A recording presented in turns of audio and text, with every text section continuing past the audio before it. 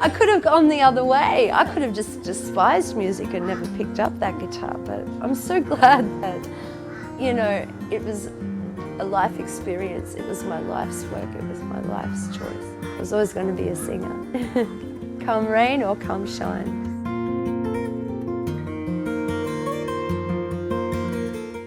Hi, I'm Gem Sparkles. I'm a singer-songwriter. I was born out of Mount Isa. I'm from the Diesel and Dust, biggest mining city in the world.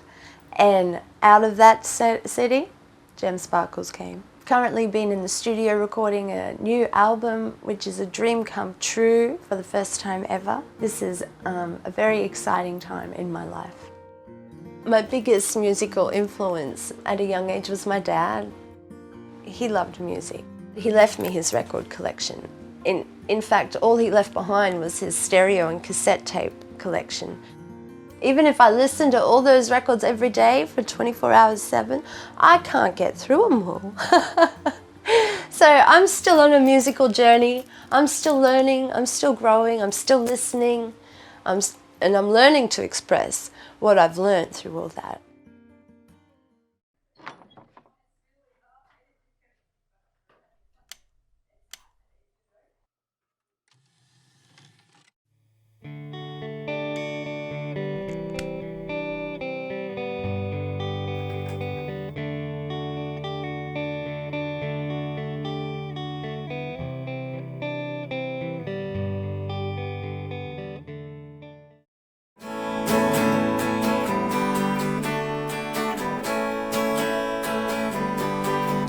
Because it hurts too much.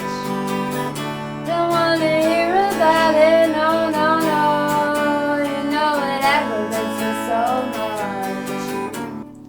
much. I think that you're singing a bit low. I think your voice would be a lot better if it was higher. Okay. So we might do another take, yeah.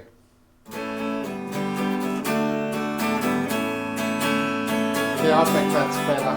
Don't want to talk about it because it hurts too much. My early childhood was really happy. We owned a house, we had a pool, there was always music playing, it was a very happy environment. Yeah, but my mother drank a lot and she was quite destructive. Mm-hmm. You know, my dad was a really good man, he was quite stable and level-headed, and I think my mum just had this recklessness or rebelliousness.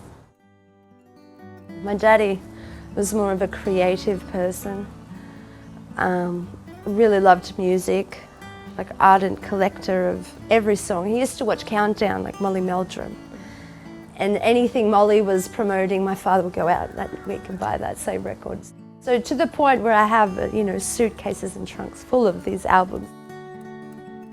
So I take to the stage, I'm 7. I've got my mum's dress on and I've stuffed full of tissues and I've got a poncho over the top and I sing World of Our Own.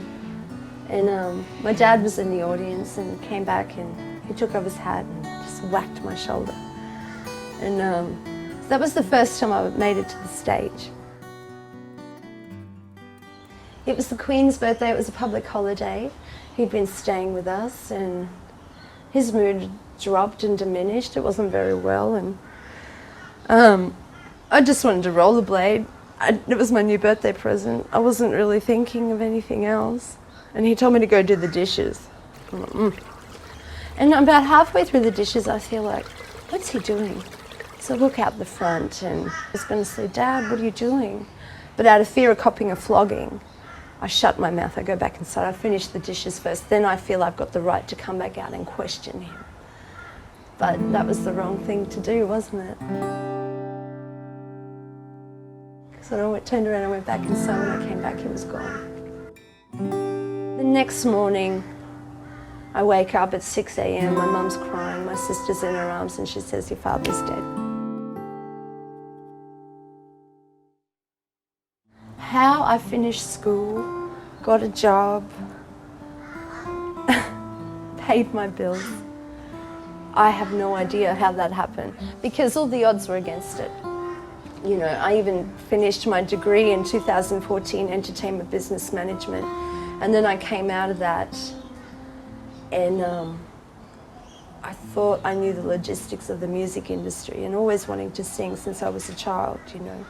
It was time to start putting the pieces together because I've been kicking around jobs and cafe huts for too long and not doing what my heart wanted, but just trying to survive. After recording Beautiful Life in 2018 and getting the radio airplay and making the merch and creating the brand and the band Gems Sparkles, I've got songs. There's no shortage of the creative material at all. Yeah. That's not even a question. The minute I've got my guitar in my hand, I have everything I need. But in the big world, that's not so easy. So I'd find refuge hanging out at Paul's.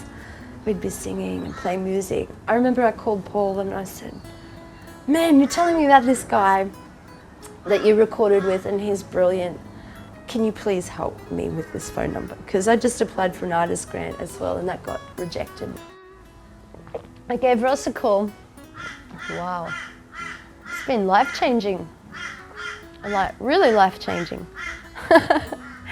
Like, it's like putting that air in that flat balloon, you know.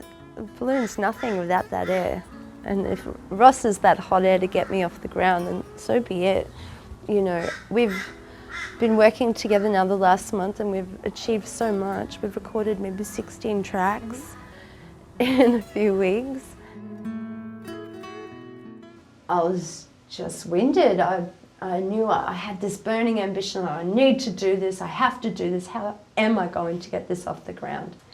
And it was really good to be in the studio again because that was the ultimate goal and the outcome that I could have wished for in this year, in the last few months. Because if this didn't happen, I don't know, it just, like, this is what had to happen.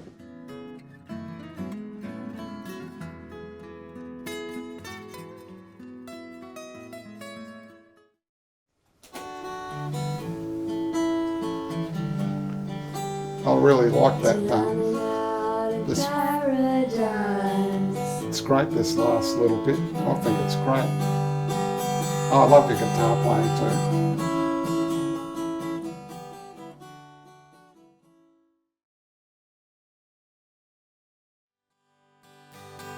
I know you can't love me.